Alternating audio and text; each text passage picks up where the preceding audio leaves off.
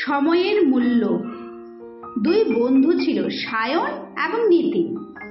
দুজনে ছোটবেলা থেকে খুব ভালো বন্ধু এবং পড়াশোনাও খুব ভালো। দুইজনেরই স্বপ্ন বিশ্ব ভ্রমণ করার। তারা প্রতিদিনই এই নিয়ে আলোচনা করত, কবে তাদের এমন দিন আসবে যবে তারা সারা বিশ্ব ভ্রমণ করবে।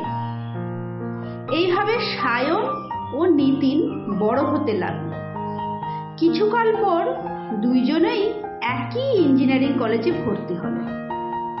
একদিন দুজনের জীবনে একইভাবে চলছিল, কিন্তু ইঞ্জিনিয়ারিং কলেজে ভর্তি হওয়ার পর দুজনের জীবনে অনেক পরিবর্তন হয়ে গেল। সায়ন এখন বেশিরভাগ সময় পড়াশোনা না করে বন্ধুদের সঙ্গে আড্ডা মারে এবং টাইম পাস করে। অন্যদিকে নিতিন বেশিরভাগ সময় পড়াশোনা করে আর ফ্রি টাইমে বন্ধুদের সাথে আড্ডা দেয়। একদিন নিতিন সায়নকে বলল, তুই কিন্তু পড়াশোনা করছিস না, এরকম চললে তুই ফেল করবি। এই শুনে সায়ন বলল, আরে এই তো সময় লাইফ এনজয় করার, এখন না করলে কি বুড়ো হলে করব। এইভাবে দিন কাটতে লাগলো। নিতিন প্রতিদিন পড়াশোনার প্রজেক্ট এসব নিয়ে সময় কাটাতো, আর সায়ন সারাদিন আড্ডা, মুভি, মোবাইল এইসব নিয়ে সময় কাটাতো। এইভাবে 4 বছর কেটে গেল।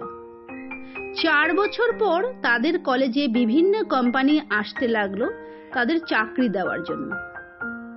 নিতিন একটা বড় কোম্পানিতে অনেক টাকা বেতনের চাকরি পেল, আর সায়নকে কোনো বড় কোম্পানি চাকরি দিল না, কারণ তার নাম্বার খুব কম ছিল। অবশ্য সায়ন একটা ছোট্ট কোম্পানিতে খুব কম বেতনের চাকরি পেল। 1 বছর পর তাদের জীবনযাপন সম্পূর্ণ আলাদা হয়ে গেল। সায়ন এখনো ভালো চাকরির সন্ধানে ঘুরছে, কিন্তু কোনো ভালো কোম্পানি তাকে চাকরি দিচ্ছে না, কারণ তার নাম্বার খুব কম। টাকার অভাবে সে এখন আর বন্ধুদের সঙ্গে পার্টি করে না। তাকে রোজ 12 ঘন্টা করে কাজ করতে হয়, তাই সে বন্ধুদের সঙ্গে আড্ডা দেওয়ার সময়ও পায় না। কলেজ লাইফে সায়ন যতটা খুশির ছিল, এখন তার দ্বিগুণ দুঃখে কাটাচ্ছে। আর অন্যদিকে নিতিন বাড়ি, গাড়ি সব করেছে।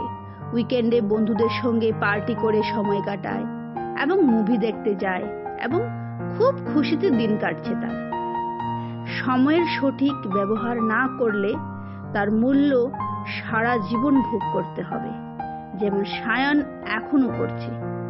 তাই সময়ের মূল্য দিন, কারণ সময়ের মূল্য না দিলে সময়ও আপনাকে মূল্য দেবে না। নমস্কার।